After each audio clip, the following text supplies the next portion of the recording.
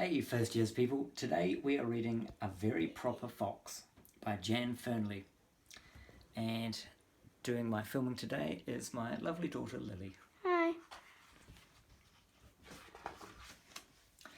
Every evening Frankie the fox sat on his hill and watched the sunset. Sometimes if the wind was in the right direction and if he listened very carefully, Frankie could hear the most beautiful song drifting across the valley. Whenever Frankie heard that sweet music, it filled his heart with joy. He couldn't help himself. He danced and danced and danced. One night, Naughty Rabbit popped out of his burrow and said, "What sort of crazy dancing fox are you?" "Proper foxes don't jig about. Proper foxes catch chickens." "Don't they catch rabbits too?" asked Frankie. "Oh, no, said Rabbit. "Boy, you've got a lot to learn."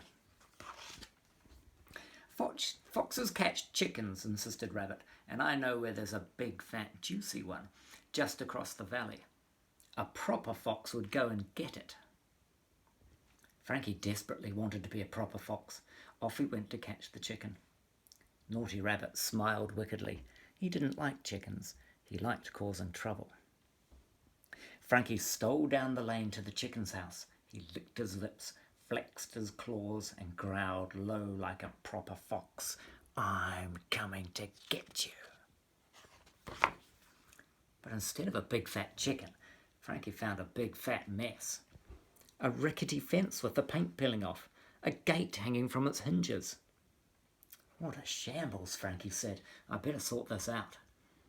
Frankie hammered and painted until everything was fixed. He couldn't help it. He was a very tidy fox. It was very late when he finished. Frankie was too tired to catch a chicken. He went home for a rest and beans on toast. Rabbit wanted some beans too. "I hope you'll do better next time," he said. The next night Frankie set out with Rabbit's words ringing in his ears and evil intent in his heart. He licked his lips, flexed his claws, growled like a proper fox, low and mean. "I'm coming to get you." But all he found was a terrible mess. What a dump! Frankie washed and scrubbed until everything sparkled. He couldn't help it. He was a very tidy fox. When he was finished, it was far too late for anything energetic, like catching chickens. Once again, Frankie trundled home for beans on toast.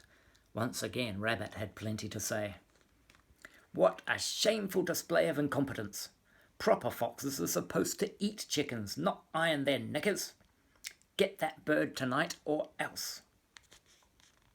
That night Frankie was determined. He licked his lips like a proper fox. "I'm coming to get you." He flexed his claws like a proper fox. "I'm coming to get you." He growled his growl like a proper fox. "I'm coming to get you. As soon as I've watered these poor thirsty flowers and sorted out this garden." Frankie worked harder than ever. Soon he was utterly exhausted. He sat down for a little rest and fell asleep in among the pumpkins. The next morning, Frankie woke to sunshine and the sound of beautiful music. It was the chicken singing his favourite song. This was his chance to get her. Frankie licked his lips, flexed his claws, leapt up and danced and danced and danced. He couldn't help it. The chicken stopped singing and regarded Frankie with a cool eye. "I want a word with you," she said. "Are you the one who mended my fence? Who tidied my house and watered my tomatoes?" Frankie nodded sheepishly. "Then you'd better come in."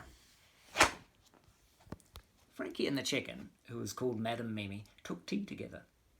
Over buttery crumpets they got to know each other. Over chocolate cake they became friends. Madam Mimi was a singer in the opera. Her clever little eyes twinkled as she listened to Frankie's story, especially the bits about grabbing chickens. She was a very busy and messy lady, but not too busy to notice Frankie's kindness. "Call me crazy," she said, "but I have an idea." Madam Mimi invited Frankie to come live with her. "I'll never be a proper fox now," chuckled Frankie. "Who cares?" clucked the feathered diva. "You are perfect as you are. You are a proper friend, and that's all that matters."